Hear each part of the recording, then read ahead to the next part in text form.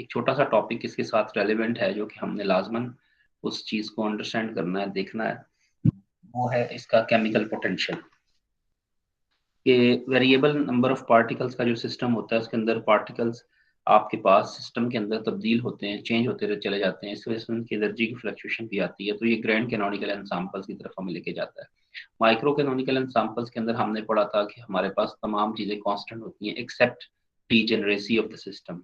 Canonical examples के अंदर हमने ये देखा था कि डीजेनरेसी के साथ साथ एनर्जी की फ्लक्चुएशंस भी आती हैं। ग्रैंड कैनोनिकल एग्जांपल्स के अंदर एनर्जी फ्लक्चुएशंस के साथ साथ फिर नंबर ऑफ पार्टिकल्स भी तब्दील होते हैं, चेंज होते हैं। तो इसलिए उस सिस्टम को फिर हम ग्रैंड कैनोनिकल एग्जांपल्स कहते हैं।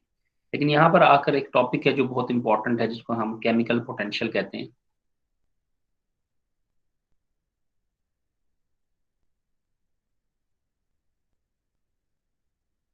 इसको भी अंडरस्टैंड करना बहुत इंपॉर्टेंट है।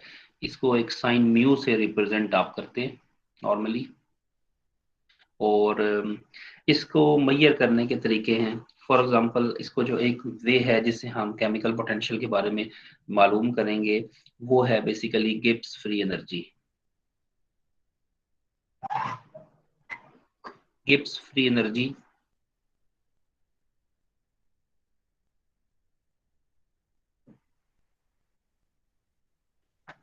इससे हम इसको एक्सपेरिमेंटली हम इसको फाइंड आउट करते हैं। गिब्स फ्री एनर्जी की जो वैल्यू है वो एक्चुअली है H माइनस टी एस, जो हम पहले एक लेक्चर के अंदर डिस्कस भी कर चुके हैं। अच्छा, अब इसमें अगर हम इनकी वैल्यूज को फर्दर पुट करें तो ये U plus T V instead of H और माइनस टी एस। अच्छा, अगर हम ये कहें कि इफ नंबर ऑफ पार्टिकल्स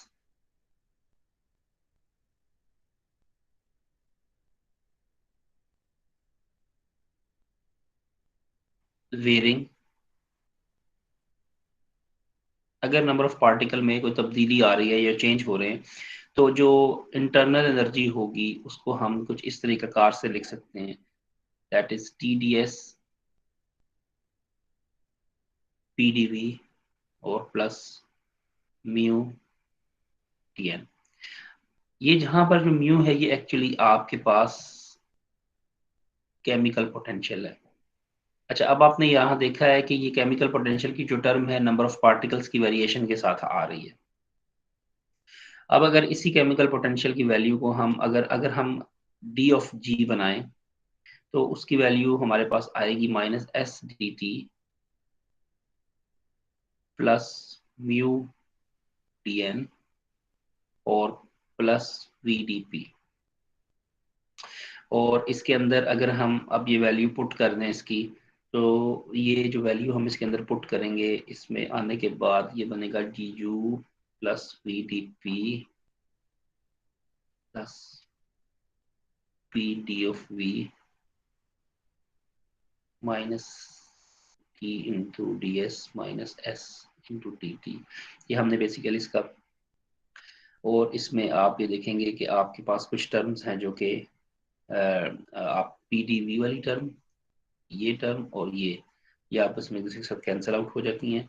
तो इससे हम म्यू की वैल्यू को कैलकुलेट कर सकते हैं, जो कि वैल्यू आपके पास बनती है partial G by partial N at constant temperature and pressure. तो इट मींस कि अगर आप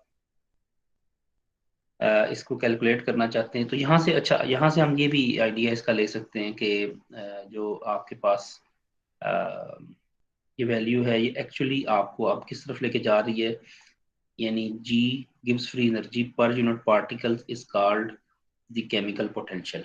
तो ये Gibbs free energy per particle है। और इसमें याद रखिएगा एंथैल्पी और हीट कैपेसिटी जो है कांस्टेंट प्रेशर है। तो इसमें इन चीज़ों को अगर हम अपने जहन में रखें तो यहाँ से हम मालूम कर सकते हैं जी को भी, और इसी तरीके कार से हम केमिकल पोटेंशियल म्यू को भी कैलकुलेट कर सकते हैं। अच्छा, इसमें एक छोटी सी एग्जांपल भी है, वो उन्होंने मैं जिसको हम कहते हैं कि एक तरफ आप बस रिएक्टेंट होते हैं और दूसरी तरफ उसका प्रोडक्ट होता है। जैसे हम लिख सकते हैं कि G for example A plus B that is equals to C plus D. ये कोई रिएक्शन अगर हम इस तरह से बनाएं, इसी नोटेशन के मुताबिक अगर हम ये लिखें कि Gibbs free energy for system A और Gibbs free energy for system B is equals to Gibbs free energy for system C and Gibbs free energy for system D.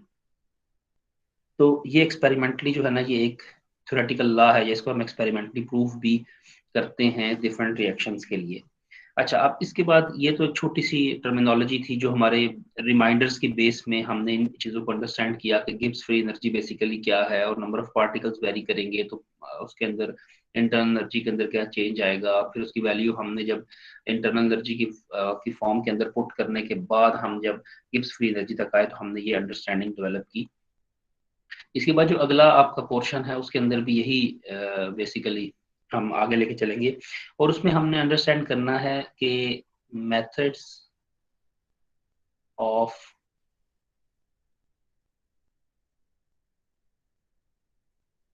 Measuring या कैलकुलेटिंग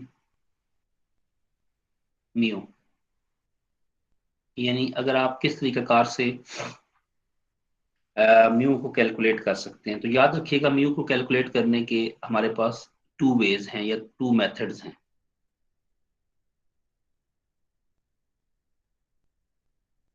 एक जो है वो बेसिकली है isolated system के लिए, यानी जो थर्मली आइसोलेटेड सिस्टम है,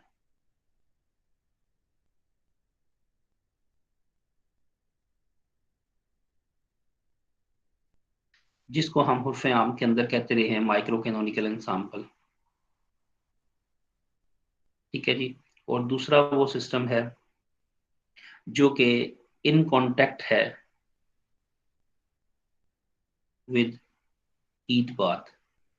ये आप ये भी रिमाइंडर ही समझें, और ये आप पढ़ चुके हैं कि जब किसी भी आइसोलेटेड सिस्टम को आप हीट बाथ के साथ कनेक्ट करते हैं या अटैच करते हैं तो वो बेसिकली आपके पास कैनोनिकल एंसाम्पल बनता है, क्योंकि उसके अंदर आपके पास इसकी वैल्यू चेंज होती है, एनर्जी की वैल्यूज। अच्छा, अब आपने माइक्रो कैनोनिकल एंसाम्पल्स के अंदर ये बोल्ट्जमैन की एंट्रोपी का एक फंक्शन पढ़ा था जो कि डिपेंड करता था AB natural log of W. W is a number of ways to calculate the probabilities. तो अब हमने इसको नंबर ऑफ वेज को यहाँ पे पुट करना है। फॉर एग्जांपल अगर हम यहीं से म्यू को कैलकुलेट करने की कोशिश करें तो म्यू जो है वो बेसिकली है -t partial s by partial n। For this case अगर आपके पास नंबर ऑफ पार्टिकल्स हैं प्रोवाइडिंग पोटेंशियल एनर्जी, यानी इंटरनल एनर्जी और वॉल्यूम जो है इसका कांस्टेंट रहेगा। अब अगर हम इसमें इसकी वैल्यू को पुट करें तो ये -kBT और partial natural log of W over partial n at constant U and V। सो इस तरीकेकार से हम केमिकल पोटेंशियल को कैलकुलेट कर सकते हैं by using the entropy for the micro canonical ensemble. अब इसमें कुछ क्वेश्चंस भी हो सकते हैं। फॉर एग्जांपल अगर आपके पास कोई डिस्टिंग्विशेबल एटम्स हैं लैटिस साइड्स के ऊपर तो आप उनके लिए भी इस तरीका कार से इसको कैलकुलेट कर सकते हैं केमिकल पोटेंशियल को। एक और क्वेश्चन भी है जो इसमें बहुत कॉमनली पूछा जा सकता है कि डीजेनरेसी के पॉइंट ऑफ व्यू से, फॉर एग्जांपल अगर आप कोई नंबर ऑफ वेज में आप डीजेनरेसी जी को इंट्रोड्यूस करते हैं और जी के ऊपर फॉर एग्जांपल यहाँ पे जब हम लिखा करते थे एन, तो ये नॉन इंटरेक्टिंग एटम्स के लिए था।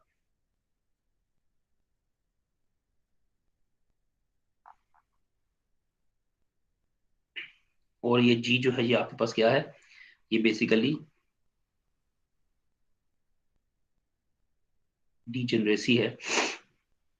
तो अगर टू सिस्टम्स हैं, अगर आपके पास टू लेवल सिस्टम है और वो बेसिकली उनके उसके ईच साइड के ऊपर एनर्जी की वैल्यू सेम है, तो आप उस टू लेवल सिस्टम के लिए जो डीजेनरेसी लिखेंगे वो टू हो जाएगी।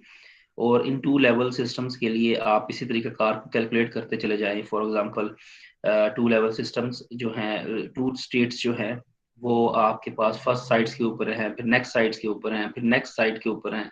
तो इसी तरह से अगर आप इनको ऐड करते चले जाएं तो ये अप टू सो ऑन ये 2 पावर n आपके पास डेवलप होगा। सिमिलरली अगर आप इसी फॉर्म को जब आप पुट करेंगे,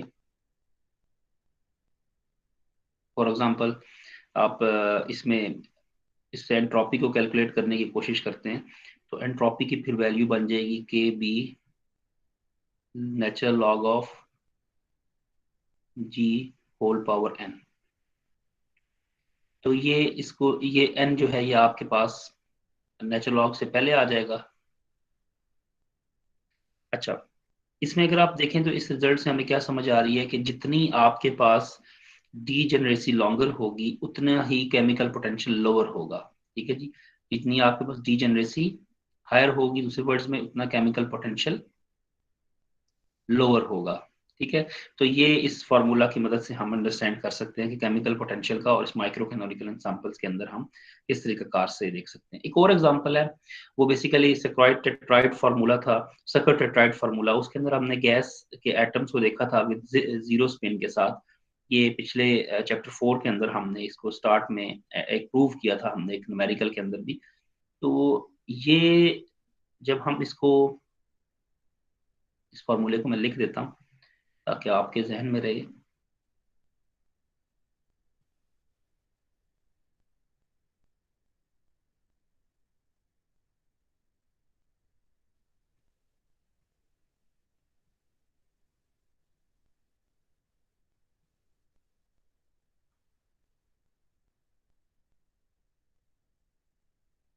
अच्छा, अब इसमें इस फार्मूला की मदद से हम अगर टेम्परेचर को कैलकुलेट करेंगे, यानी 1/T that is equals to partial S by partial U constant V N N के साथ, और इसी से हम अगर हम इसमें ये वैल्यूज पुट करें तो हमें पता चलेगा, अगर हम डेरिवेटिव लें इसका तो ये 3n/2